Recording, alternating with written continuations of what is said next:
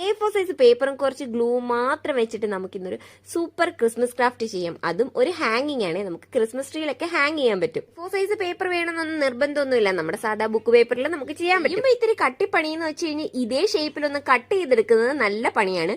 പക്ഷെ കട്ട് ചെയ്ത് കഴിഞ്ഞു കഴിഞ്ഞാൽ സിമ്പിൾ ആയിട്ട് നമുക്ക് പിന്നെ ചെയ്തെടുക്കാം. വെറും 2 ഐറ്റം മതി. ഞാനിവിടെ ഉപയോഗിച്ചിട്ടുള്ളത് നമ്മുടെ 2 A4 സൈസ് പേപ്പറും പിന്നെ കുറച്ച് ഫെവിക്കോളും.